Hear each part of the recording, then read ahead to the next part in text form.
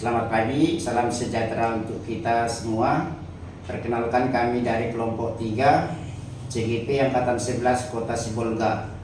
Dalam sesi ini kami akan melaksanakan tugas demonstrasi kontekstual modul 23 coaching untuk supervisi akademik. Perkenalkan, saya John Jackson Manalu dari SMA Negeri 1 Sibolga. Perkenalkan, saya Toran Panjaitan dari SMP Negeri 6 Sibolga. Perkenalkan, saya Faidar Lora dari SMA Katolik Sibolga. Selamat menyaksikan Horas. Pak Manalu. Selamat pagi Pak Toran. Bagaimana kabarnya Pak? Sehat Pak. Baik Pak. Sebelum kita melaksanakan supervisi akademik, Bapak sebagai coach, saya akan berperan sebagai pengamat Pak. Baik Pak. Dan nanti saya akan mengamati jalannya coaching yang Bapak laksanakan terhadap coach. Ya, Pak. Di sini saya akan mengemukakan beberapa rubrik Pak dalam penilaian saya nanti dalam mengamati coaching yang Bapak laksanakan. Ya. Yang pertama, seorang coach itu Pak harus berpegang pada prinsip daripada seorang coach sebagai coach. Yang pertama, kemitraan. Yang kedua, proses kreatif. Dan yang ketiga, memaksimalkan potensi. Baik Pak. Di samping itu juga Pak, seorang coach juga harus memperhatikan kompetensi daripada seorang coach. Yang pertama, kehadiran penuh atau presence. Yang kedua, mendengarkan aktif. Dan yang ketiga, mengajukan pertanyaan yang berbobot. Itu dengan menggunakan teknik rasa Pak. Baik Pak. Dan jalannya coaching nanti yang Bapak laksanakan dengan coaching juga harus berpegang pada alur tirta Pak. Baik Pak. Nah, di sana nanti ada tujuan, identifikasi, rencana aksi, dan juga tanggung jawab. Baik. Nah, itulah nanti Pak yang saya gunakan sebagai acuan saya dalam menilai jalannya coaching yang Bapak laksanakan. Di sini saya akan mengajukan beberapa pertanyaan Pak. Yang pertama, apa kira-kira kompetensi yang ingin Bapak kembangkan dalam coaching hari ini Pak? Dalam proses coaching pada saat ini Pak, kompetensi yang ingin saya kembangkan yaitu kehadiran penuh atau presence dan juga mendengarkan aktif Pak. Baik Pak, tadi Bapak menyampaikan kompetensi yang ingin dikembangkan adalah kehadiran penuh dan mendengarkan aktif, gitu ya Pak? Iya Pak. Kalau boleh tahu Pak, apa kira-kira yang menjadi kompetensi spesifik yang ingin Bapak kembangkan? Yang spesifik yang ingin saya kembangkan nanti Pak dalam proses coaching ini yaitu mendengarkan aktif Pak. Baik Pak, pertanyaan terakhir Pak. Apa kira-kira yang menjadi indikator ketercapaian dari tujuan pengembangan yang diinginkan Pak? Dalam proses coaching nanti Pak, saya sebagai coach nanti akan berusaha mendengarkan keluhan-keluhan atau permasalahan dari coach saya, sekaligus nanti memberikan pertanyaan-pertanyaan yang berbobot untuk menggali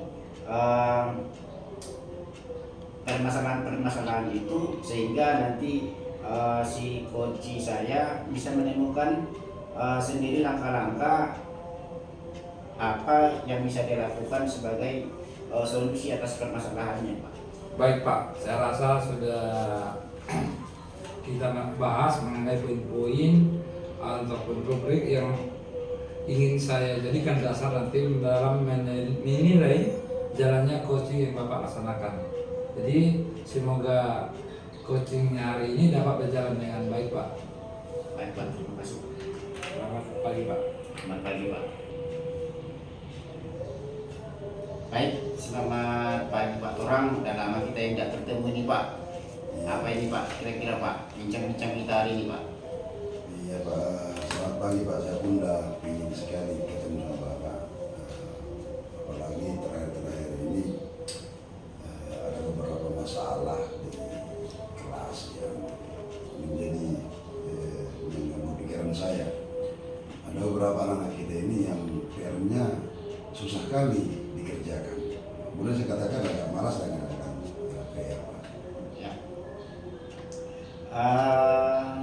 Jadi perasaan Bapak sekarang bagaimana, Pak? Ya, peran saya sekarang pada dasarnya baik-baik aja sih sebetulnya, cuman kejadian ketika anak ini sudah kita motivasi untuk melakukan PR, nggak siap-siap juga PR ini kan. Terus sebagai guru kita kan akan bertanya-tanya apa sih solusinya lagi ini, gimana lagi gitu. Jadi agak sedikit apalah namanya cemas lah melihat anak ini. Jadi idealnya Pak, bagaimana keadaan murid yang Bapak inginkan di kelas Bapak, di kelas yang Bapak ajarkan ini, Pak? Ya, saya berharap sih sebetulnya anak ini belajar dengan semangat, mereka kreatif dalam mengerjakan tugas-tugas mereka sebagai bentuk tanggung jawab mereka terhadap tugas mereka sebagai pelajar. Dengan demikian mereka bisa mengumpulkan tugas-tugas yang diberikan kepada mereka dengan tepat waktu dan dengan hasil yang maksimal begitu, Pak. Jadi kira-kira Pak, apa tujuan dari pertemuan kita saat ini, Pak? Itu, saya berharap dengan bertemu dengan Bapak saya bisa menemukan alternatif lain untuk mendorong anak-anak ini lebih rajin lagi mengerjakan tugas-tugasnya termasuk PR. Jadi baik Pak, mari kita coba identifikasi Pak permasalahan yang Bapak hadapi ini. Kira-kira Pak, menurut Bapak faktor apa yang utama yang menyebabkan anak-anak di kelas Bapak itu malas mengerjakan PR, Pak? Menurut saya sih ada beberapa faktor yang membuat mereka malas mengerjakan tugasnya. Yang pertama mungkin dari sudut siswanya sendiri sih banyak, dari pergaulan sama kesehariannya. Kita tahu sendiri sekarang Pak, penggunaan gadget sudah begitu mengkhawatirkan sesungguhnya di kalangan remaja. Lihat anak-anak siswa sekarang sudah difokus bermain handphone. Keseharian mereka setelah pulang sekolah itu mungkin sampai malam hanya main handphone saja, main game saja, atau mungkin berchatting dia melalui media sosial yang ada di gadget mereka, sehingga mereka lupa waktu, mereka fokus sama waktu. Yang kedua mungkin juga masih dari faktor si anaknya sih memang nggak peduli. Nah, dia tidak punya tujuan hidup sehingga dia orang sekolah, dia sekolah itu aja, penting sekolah. Itulah dari sisi anaknya mungkin. Jadi yang berikutnya mungkin dari faktor keluarga sih Pak. Karena kan saya juga pernah udah berbicara dengan beberapa orang tua yang anaknya juga malas mengerjakan PR. Ternyata saya temukan ada murid ini sebetulnya satu rumah sama orang tua, tapi tidak pernah ketemu. Nah, kenapa saya bilang gitu Pak? Nah, ternyata orang tuanya subuh udah berangkat kerja, ada yang jualan, ada yang kerja di perusahaan macam-macam. Jadi pasti udah pergi. Nah, lalu pulangnya udah malam, sehingga dia orang tuanya pergi sebelum dia bangun, pulang setelah dia tidur. Akhirnya apa? Anak-anak ini tidak ada pengawasan, tidak ada kontrol. Lalu karena begitu keadaan orang tua, mereka ya sesuka hatinya satu harian, bermain satu harian, lalu malamnya capek, macam udah tidur, nggak ada semangat lagi, begitu. Itu mungkin dari faktor orang tua. Ya. Nah, atau memang ada orang tua yang tapi tidak peduli. Nah, orang tuanya mesti main handphone, jadi rame-rame orang itu main gadget di rumah, orang tua main gadget, anak main gadget. Tapi mungkin juga saya pikir juga entahnya ada juga mungkin mungkin ketika saya ngasih tugas mungkin kali ya, karena tahu tugas yang saya kasih itu kurang menantang sama dia gitu ya. Mungkin kurang menantang atau sebaliknya terlalu sulit sehingga dia nggak paham. Tapi maunya saya kalau itu terlalu sulit harusnya mereka nanya nih. Nah kalau terlalu sulit kan boleh ditanya di luar mengajar sih, cuma tempat istirahat atau di luar. Nah, itu yang saya harapkan sih kalau terlalu sulit. Nah, itu mungkin menurut saya penyebabnya sehingga agak susah mereka mengerjakan PR-nya. Itu ya Pak. Yang Bapak sampaikan itu ada 3 kan Pak yang Bapak sampaikan penyebab faktor utama mereka malas mengerjakan PR ya Pak ya. Iya. Kalau begitu Pak, kalau Bapak amati dalam ketika proses belajar mengajar, kira-kira apa perbedaan perbedaan belajar siswa yang sering mengerjakan PR dengan siswa yang malas mengerjakan PR ini Pak? Dilihat dari apakah mungkin dilihat dari gaya belajar dan juga perilaku di kelas Pak, bagaimana perbedaannya? Biasanya Pak, anak-anak yang rajin mengerjakan tugas itu cenderung lebih proaktif. Mereka ketika proses verifikasi itu dengan aktif, mungkin mau memberikan pertanyaan, mau memberikan jawaban atau tanggapan atas pertanyaan temannya. Terus ketika kita kasih pun contoh tugas kelompok, mereka semangat mengerjakannya. Dan kadang-kadang memang kalau mereka kita kasih tugas nih, kita berupa proyek, kita berupa PR, kalau mereka kurang paham, ada yang memang menjumpai saya saat jam istirahat atau bahkan setelah pulang sekolah yang datang bertanya bagaimana cara mengerjakannya. Sementara anak yang tidak mengerjakan PR tidak peduli, malah ada yang tidur saat jam belajar. Nah, jadi dia ada hubungannya.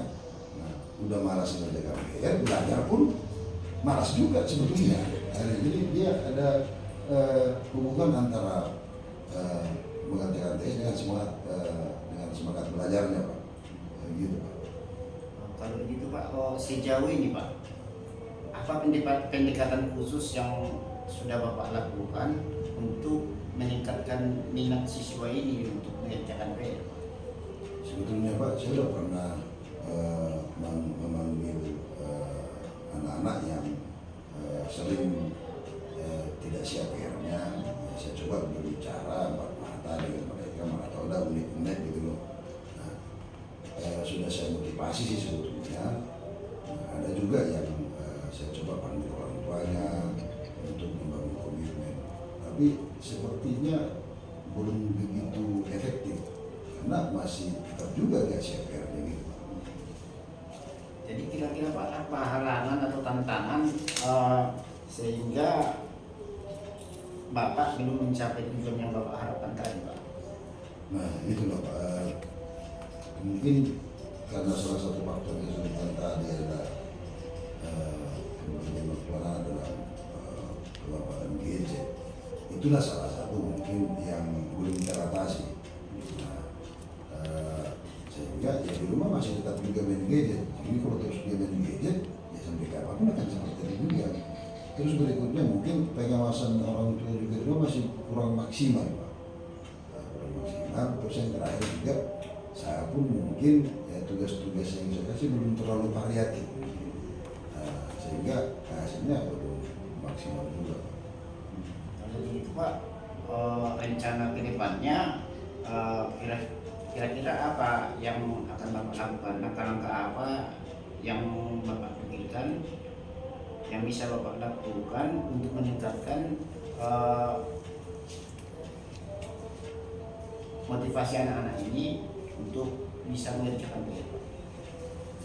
Ya itulah Pak Om. Sebetulnya sih saya pun masih mikir-mikir apalah yang mungkin lagi. Tapi di pikiran saya begini, pertama saya akan lakukan motivasi dulu kembali ke mereka. Terus kalau kemarin saya hanya segera bicara ke anak-anak ini, mungkin dalam kedepannya rencana saya akan kembali panggil mereka berbicara sekaligus membangun komitmen dengan anak-anak ini, bagaimana mereka semangat, terus menjelaskan ke mereka betapa pentingnya mengerjakan tugas sebagai wujud tanggung jawab mereka. Jadi bukan sekedar tugas ya, tapi itu berlatih bertanggung jawab. Terus mungkin saya akan coba juga memotivasi mereka bahwa ada hubungannya antara dia semangat belajar di hari ini dengan masa depannya kelak ini, sehingga mereka bisa Nah selanjutnya saya akan coba menggali lagi bagaimana sih metode-metode yang lebih baik lagi, lebih variatif lagi dalam pemberian tugas-tugas anak ini, sehingga tugas-tugas mereka itu lebih menantang agar mereka lebih tertarik. Terus berikutnya juga saya juga akan menjadi komunikasi juga mungkin dengan orang tua. Ya, ini penting sekali Pak pengawasan ini. Karena menurut saya bagaimanapun hebatnya kita di sekolah tanpa ada kerjasama dengan orang tua yang baik, maka rasanya kita tidak akan maksimal Pak. Iya. Saya akan optimalkan juga kerjasama dengan orang tua murid ini.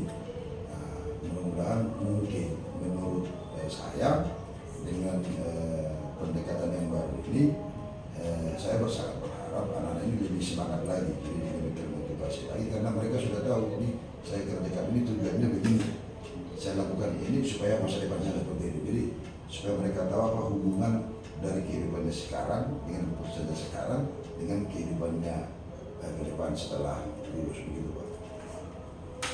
Baik Pak. Rencana yang Bapak sampaikan tadi bagus sekali Pak. Jadi yang Bapak sampaikan tadi, kalau Bapak melakukannya, saya yakin Pak, mudah-mudahan apa yang Bapak harapkan bisa akan tercapai Pak, tujuan yang Bapak harapkan itu. Nah, dari yang sudah Bapak sampaikan tadi, baik, terima kasih Pak. Tadi Bapak sudah menyampaikan beberapa langkah-langkah yang Bapak mau lakukan sebagai rencana untuk memotivasi anak-anak ini mengerjakan PR-nya Pak. Dalam jangka waktu dekat Pak, langkah apa yang pertama yang akan Bapak lakukan Pak? Ya itulah Pak. Sebetulnya sebuah rencana itu harusnya segera ya Pak. Ya Pak. Dan juga semua saya kerjakan sekaligus. Mungkin saya akan mulai dalam atau minggu depan mungkin saya akan coba memanggil anak lain lagi, berkomunikasi dengan mereka dan memberikan motivasi serta menghubungkan antara keputusan hari ini ke kehidupan mendatang sehingga mereka punya motivasi lebih untuk belajar termasuk PR-nya. Dan saya harap ketika mereka termotivasi, saya lebih gampang memberikan sugesti juga dalam memberikan tugas-tugas yang variatif, begitu Pak. Jadi apa Pak komitmen Bapak untuk melaksanakan tindakan atau rencana ini Pak? Saya berkomitmen bahwa anak-anak ini harus termotivasi untuk belajar dengan cara-cara yang kita sepakati bersama anak-anak dan orang tua dan stakeholder sekolah. Kami akan terus memotivasinya sehingga mereka punya motivasi yang kuat di dalam dirinya, punya keyakinan yang kuat dalam dirinya untuk berproses dalam pendidikannya. Bagus sekali komitmen Bapak Pak. Rencananya Pak, kapan ini akan Bapak laksanakan Pak? Rencana saya minggu depan mulai Pak. Minggu depan ya Pak ya. Apa hal lain yang Bapak butuhkan Pak untuk melaksanakan rencana ini Pak? Hal lain yang saya butuhkan mungkin selain dukungan dari orang tua tadi, dukungan dari guru BP mungkin di sekolah, terus dukungan dari kepala sekolah itu jadi sangat penting Pak. Nah, dan rekan-rekan guru lain agar sama-sama memotivasi sehingga kalau semua memotivasi kan lebih lebih cepat anak ini bisa memahami dirinya dan memahami tujuannya. Sekali Pak, saya sangat menghargai rencana dan semangat Bapak di dalam mencari solusi-solusi permasalahan anak didik ini Pak, terutama tadi permasalahan Bapak yaitu banyaknya atau beberapa siswa malas mengerjakan PR Pak. Nah, dari pembicaraan kita ini Pak, bagaimana perasaan Bapak sekarang Pak? Nah, sekarang sudah lumayan lega Pak. Artinya ternyata Bapak bisa menginspirasi saya, masih ada alternatif yang lain yang bisa dilakukan untuk mendorong anak ini rajin mengerjakan PR-nya, rajin mengerjakan tugas-tugasnya Pak. Mudah-mudahan dari yang kita bicarakan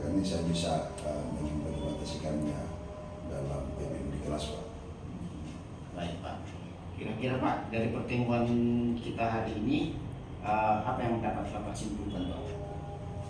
Bahwa ketika anak malas mengerjakan PR itu, ya kita harus bisa mendorongnya, memotivasinya sambil membangun kerjasama dengan si anaknya itu sendiri supaya termotivasi untuk lebih rajin lagi belajar. Saya senang sekali Pak, saya perhatikan Bapak sangat berkomitmen.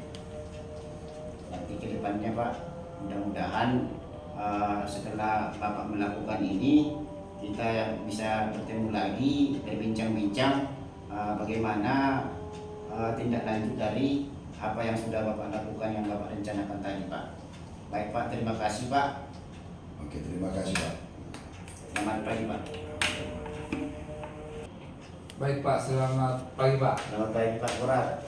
Baik, tadi saya sudah mengamati jalannya proses coaching yang Bapak laksanakan tadi sama coaching. Baik Pak. Dan secara umum saya lihat sudah sangat bagus Pak. Jadi, tapi ada beberapa hal Pak yang perlu saya tanyakan Pak. Baik Pak.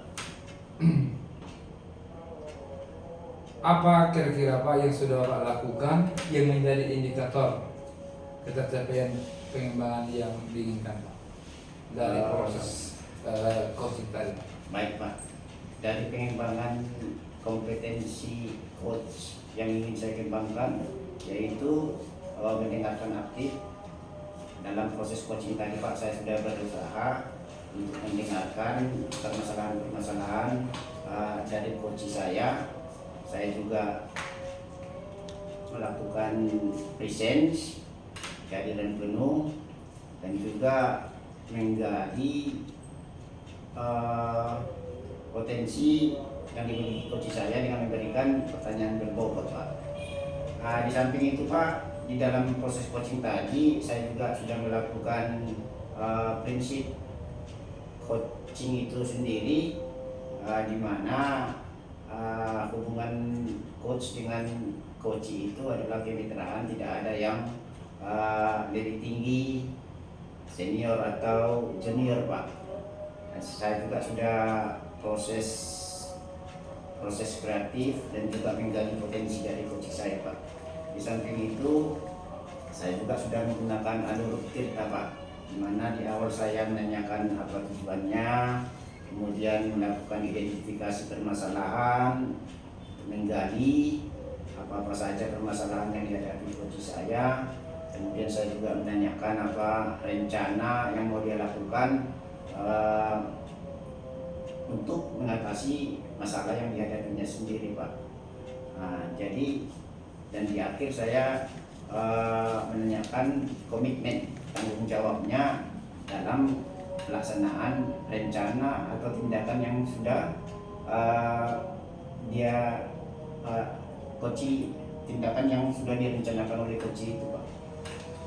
Baik Pak, dari yang Bapak sampaikan tadi memang sudah sangat bagus sekali Pak kalau saya lihat, dan memang apa yang Bapak sampaikan tadi memang sudah sangat sesuai dengan hasil pengamatan saya Pak. Di sana juga Bapak tadi mulai dari sebagai coach sudah menerapkan prinsip daripada seorang coach. Juga Bapak juga sudah memperhatikan kompetensi inti daripada seorang coach. Jadi itu sangat sesuai dengan apa yang saya catat Pak.